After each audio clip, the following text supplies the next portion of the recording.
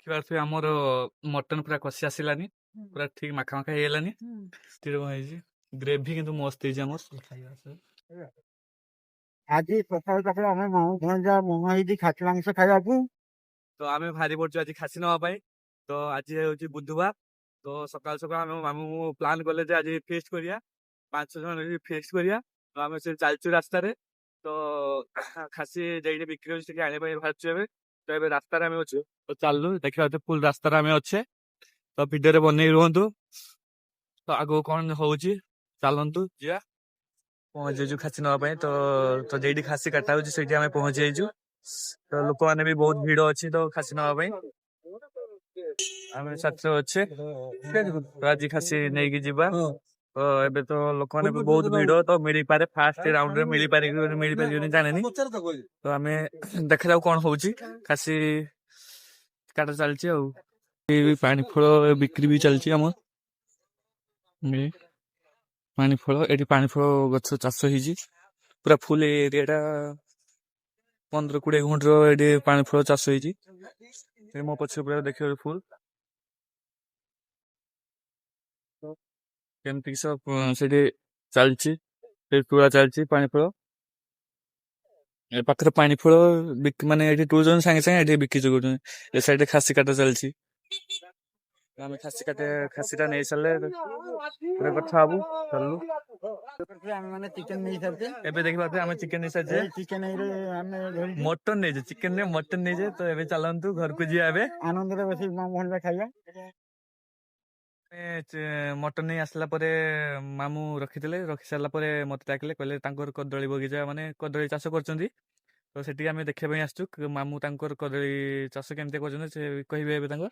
ଦେଖିପାରୁଥିବେ ଫୁଲ ତାଙ୍କ କଦଳୀ ଚାଷ ହେଇଛି, କଦଳୀ ଗଛ ଚାଷ। ତ ସେ କଦଳୀ ଗଛ ଧରିକି ଠିଆ ହେଇଛନ୍ତି କେମିତିଆ। ପଚାରି ନେବା ମାମୁଁଙ୍କ ଠାରୁ କେମିତି କି ସେ ଚାଷ କରୁଛନ୍ତି। ବହୁତ ପରିଶ୍ରମ କରିକି ଆଡିଆ ଜାଗିଆ ତାରିକି ମୁଁ କଦଳୀ ଚାଷଟେ କରିଛି। ଆଉ ମୋ କଦଳୀ ବି ଭଲ ହେଇଛି। ଛୋଟ ଛୋଟ ଗଛରେ ବଡ ବଡ କାନ୍ଦି ପଡୁଛି। ଆଉ ସାର ଔଷଧ ନାଗୁନି। ଏମିତି ଧସା ବାଲି ଉପରେ କଦଳୀ ଚାଷ ଭଲ ଆମଦାନୀ କରିକି ମୁଁ ବଜାରକୁ ଦେଇପାରୁଛି। ଆପଣମାନେ ନେଇପାରିବେ। କଦଳୀ ପୁରା ମିଠା ହୋଇଛି। କଦଳୀ ନିଜେ ଚାଷିକି ଚାଷ କରିବି। ତ ଦେଖିପାରୁଥିବେ ମାମୁଁଙ୍କ କଦଳୀ ଗଛ ଏଇ ପୁରା ଦେଖିପାରୁଥିବେ କଦଳୀ ବଂଶ କେମିତି। ଆମେ ଠିଆ ହେଇଛୁ, ମାମୁଁ ଧରିକି ବଇଛନ୍ତି। ଯଦି ଯିଏ ନବାର ଇଚ୍ଛା ଅଛି ମୋ ତାହେଲେ କମେଣ୍ଟରେ ନିହାତି ଜଣେଇବ। ତ ଆମେ ଏଇଠି ଦେଖିପାରୁଥିବେ ଫୁଲ କଦଳୀ ବଣ। ଆମେ ମାମୁଁ ମୁଁ ଛିଡା ହେଇଛେ। ତ ଏଇ କଦଳୀ ଗଛ ଏ ସେଠି ବି ପଡିଛି କଦଳୀ ଗଛ। ତ ସବୁଆଡେ ନାହିଁ, ସବୁ ପଡି ସାରିଲାନି।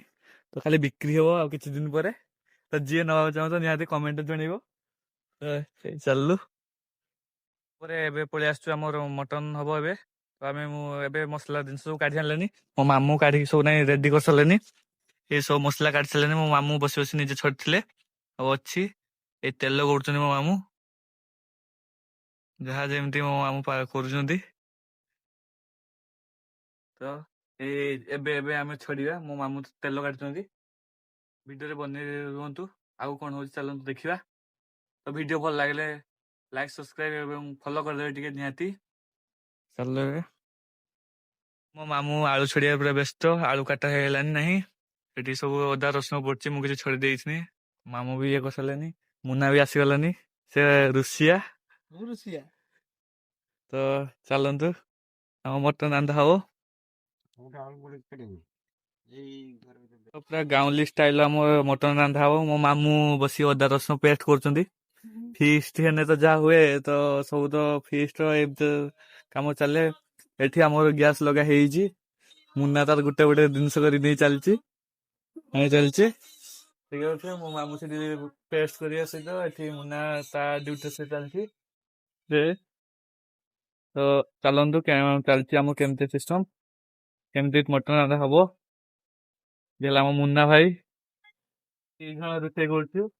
ସିଏ ଗୋଟେ ସାଇଡରେ ମସଲା କଷୁଛି, ମୁଁ ଗୋଟେ ସାଇଡରେ ଆଳୁ କଷୁଛି। ତ ଏଇ ଆମ ଦେଇଥିଲା ଆଜିର ଫିଷ୍ଟ ଧମାକା। ମୋ ମାମୁଁ ସେଠି ଧଣିଆ ପତ୍ର ଛିଡୁଛନ୍ତି। ତ ମୁଁ ବି ଏଠି ଅଛି, ଚାଲିଛି ଯାହା ଯେମିତି। ଗାଉଁଲି ମଟନ, ଗାଉଁଲି ମଟନ, ହଁ ଗାଉଁଲି ମଟନ। ଏବେ ନାଇଁ ମସଲା କଷି କଷି ଆସିଲାନି। ଏବେ ପୁରା ନା ରୁଷିଆ ଆମର ଏକଲା ଫରେଲ ନେଇକି ଆସିଛୁ ଆମେ। ଖାଲି ମଟନ ରାନ୍ଧିବା ପାଇଁ। ମଟନ ରାନ୍ଧିବା ପାଇଁ ଇଏ କେବେ କଲେ ଖନ୍ତା ଦେଲେ ଦେଖିପାରୁଥିବେ ଆମର ମଟନ ପୁରା କଷି ଆସିଲାନି, ପୁରା ଠିକ ମାଖା ମାଖା ହେଇଗଲାନି। ମୁନା ତ ଦେଖିପାରୁଥିବେ ଯାହାକୁ ପୁରା ନାଲି ନାଲ ନାଲେ ନା ତ ଆମ ଫିଷ୍ଟ ଲାଷ୍ଟ ମୋମେଣ୍ଟ ହେଇଗଲାନି, ରାନ୍ଧିବା ଲାଷ୍ଟ ମୋମେଣ୍ଟ। ତ ଚାଲନ୍ତୁ ଏଇ ପୁରା ଦେଖିବେ ପୁରା ମସ୍ତ ହେଇଛି, ପୁରା ରେଡି ହେଇଯାଇଛି ଆମର ମଟନ। ପୁରା ଦେଖିବୁ ପୁରା ନାଲ, କ୍ରେଡିଟ ବାଇ ମୁନା। ଆମର ହେଇଯାଇଛି। ତ ମୋ ମାମୁଁ ପଛରେ ବସି ଯାଇଛନ୍ତି ଖାଇବା ପାଇଁ। ଏଠି ସବୁ ହାତ ହାତ ଆଡା ହେଇଯାଇଛି। ତିନି ଜଣ ମାନେ 3 ଜଣର ଫିଷ୍ଟ, ମଟନ ଫିଷ୍ଟ। ଯାଉ ଯେମିତି ଚାଲିଛି ଆମର ପୁରା ଟେଷ୍ଟି ହେଇଛି। ଗ୍ରେଭି କିନ୍ତୁ ମସ୍ତ ହେଇଛି ଆମର। ଯଦି ଯିଏ ଖାଇବାର ଅଛି ତ କମେଣ୍ଟ ନିହାତି ଜଣେଇବ, ନିହାତି ସେଠି ଯାଇକି ଆମେ ଫିଷ୍ଟ କରେଇବା।